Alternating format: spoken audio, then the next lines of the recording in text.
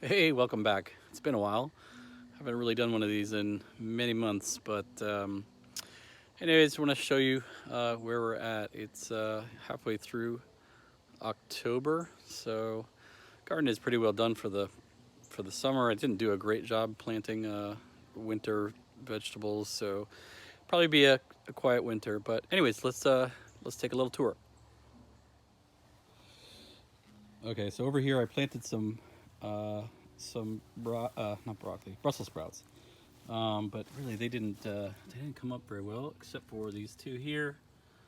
But still, I don't know. It's kind of late. Maybe we won't get anything, but we'll see. Um, the one thing that's cool here is I have this big palm tree. I look like I got a little palm tree volunteer right there, so that's kind of cool. So maybe I'll dig that up and pot it up. I don't know. Looks like I have two actually over there by that morning glory. Um, this is cool. This is something I planted in really late, actually, like mid August. And the person that gave me the seeds for these beans, they didn't think I would be able to get it in, but yeah, we're getting them. They're like these big asparagus beans. Yeah, they taste good, and yeah, pretty fun. They're really neat how they grow, really long. This area is pretty well all done. These are my little melons, these little Indian melons.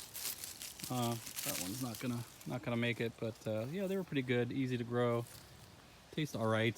I mean, I don't say they're amazing, but Kajari I think is the variety.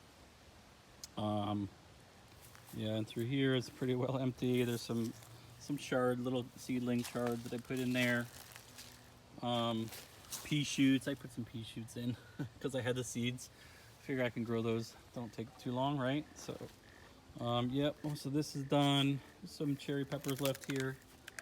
Those are pretty good. I like to pickle those. Stuff them with like feta cheese. That's pretty good.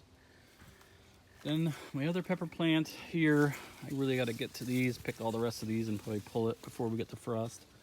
But they're nice. How you call them? New Mexican style. Uh, Hatch chili style, but I guess I'm not allowed to say hatch since I don't live in that county. But yeah, really quite a few of them. Pretty nice. And I've already roasted them, put them in chili. I froze a bunch, so I might just have to freeze more of them. But pretty useful. Um, these are my Thai chilies. So I've been making a ton of hot sauce with these. Really good, pretty hot. I mean, but good. Hopefully, I can get enough red ones before the frost to maybe dry some. That would be good. There's a little baby cilantro plant down there. Not much else going on here. I did plant some lettuces and things like that. I think if you look really close, you can see a few things coming up between all the weeds, and some bok chili. But we still have little visitors in the garden. I think you can see there, nice little hole. Somebody's digging in the garden again. Some romaine started. I don't know how far we'll get. And then the Tabasco peppers. So I do have quite a few Tabasco peppers. Yep, more Tabasco in here. And more and more and more. So I have 3 Tabasco plants. To be quite honest, they're not, even with 3 of them, it's hard to get enough red ones to really to use, at least to make hot sauce, as far as my experience. These Thai peppers were easier. They come in droves and they all turn red at the same time. So maybe my last year, but we'll see how the first batch of Tabasco comes out. And then in here, it's a bit of a mess. I think there's some Napa cabbage growing in there between the weeds that I have to get. And then all of this is, I believe, just I think collards actually. So there's a bunch of collards, and possibly some of it is just regular cabbage. And then in between, we have some arugula that I've been picking. There's another bunch, and yeah, some radishes in here. I think I've got all the bigger radishes that came. I don't know, maybe I still have time to do a couple more radishes.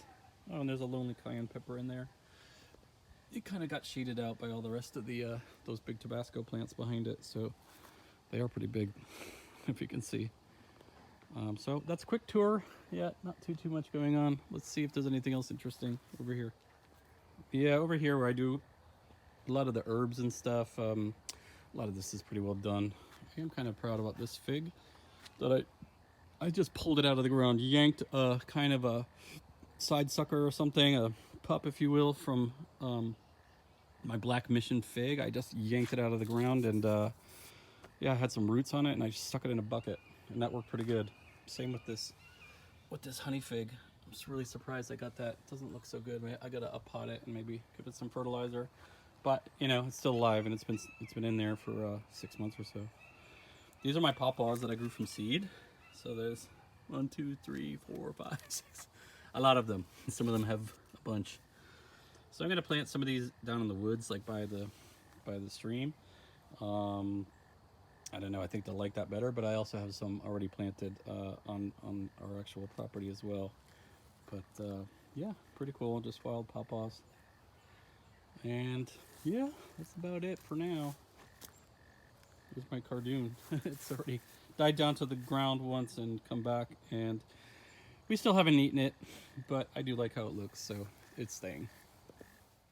Well, I did also add in my garage, I kind of made another plant stand, or just put my lights actually on this shelving unit, so I could get some bigger plants like from outside. So the one in the front's a ginger, and there's some avocados in there. There's 2 avocados. There's a turmeric and a couple pepper plants. I don't know. Just try to see if I can winter them over. I've tried it before, not very successfully, but I don't know. Try it again.